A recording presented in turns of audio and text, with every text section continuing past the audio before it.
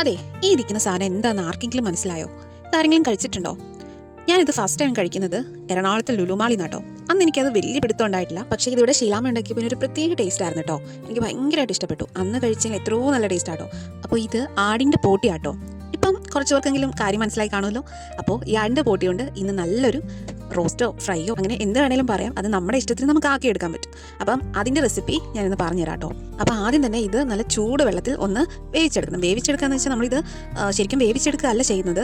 ചൂട് വെള്ളത്തിലിട്ട് ഇതിൻ്റെ പശപ്പൊന്ന് മാറ്റാം. അതാണ് നമ്മുടെ ഉദ്ദേശം. അപ്പോൾ പിന്നെ നമുക്കിത് ഉണ്ടാക്കാൻ തുടങ്ങിയാലോ. അപ്പോൾ ഇത് ഒന്നുമില്ല, സാധാ നമ്മൾ ഉണ്ടാക്കുന്ന പോലെ തന്നെ ഈ പശവശപ്പ് മാറ്റിയതിന് ശേഷം നമ്മൾ അരിച്ചെടുത്തിട്ട് അതിലേക്ക് പച്ചമുളക്, സവാള, ഇഞ്ചി വെളുത്തുള്ളി പേസ്റ്റ്, പിന്നെ നമ്മുടെ പൊടികളെല്ലാം ഇടണം. കാശ്മീരി മുളക് പൊടി, എരിമുളക് പൊടി, മഞ്ഞപ്പൊടി, മല്ലിപ്പൊടി, മീറ്റ് മസാല, പിന്നെ ഇതിൻ്റെ ഹൈലൈറ്റ് എന്ന് പറയുന്നത് ഈ പൊടികളൊന്നും അല്ല കേട്ടോ, നല്ല കുരുമുളക് പൊടി കേട്ടോ. അപ്പോൾ കുരുമുളക് പൊടി എത്ര ഇടുന്നോ അതിനനുസരിച്ച് ടേസ്റ്റ് കൂടും.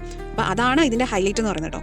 അപ്പോൾ നമ്മൾ ഇതെല്ലാം കൂടി ഇട്ട് നന്നായിട്ട് മിക്സ് ചെയ്യുമ്പോൾ ഉപ്പിടാൻ മറക്കല്ല കേട്ടോ. അപ്പം അതും കൂടി ഇട്ട് നന്നായിട്ട് മിക്സ് ചെയ്ത് കുഴച്ചെടുത്തിട്ട് വേണം നമ്മൾ കുക്കറിലിട്ട് വേവിച്ചെടുക്കാൻ. അപ്പോൾ കുറച്ച് വെള്ളം ഒഴിച്ചാൽ മതി കേട്ടോ. കാരണം ഇത് റോസ്റ്റ് പോലെയും ഫ്രൈ പോലെയൊക്കെ എടുക്കാനാണെങ്കിൽ കുറച്ച് വെള്ളം ഒഴിച്ചാൽ മതി. അപ്പോൾ നന്നായിട്ട് വെന്ത് കിട്ടിക്കോളും. ഇത്രയും ചെയ്ത് നന്നായിട്ട് വേവിച്ചതിന് ശേഷമാണ് ഇനി നമ്മളിത് ഫ്രൈ ചെയ്തെടുക്കേണ്ട കേട്ടോ. അപ്പോൾ അതിനുവേണ്ടി ഒരു പാനോ എന്തെങ്കിലും വെച്ചിട്ട് അതിലേക്ക് എണ്ണ ഇട്ട് ചൂടാക്കി കടുകും കരിവേപ്പിലയും കൂടി ഇട്ട് പൊട്ടിച്ചിട്ട് ഇത് നമുക്ക് എത്ര വേണം ആവശ്യമായിട്ടുള്ളതിട്ട് നന്നായിട്ട് വഴറ്റിയെടുക്കണം കേട്ടോ.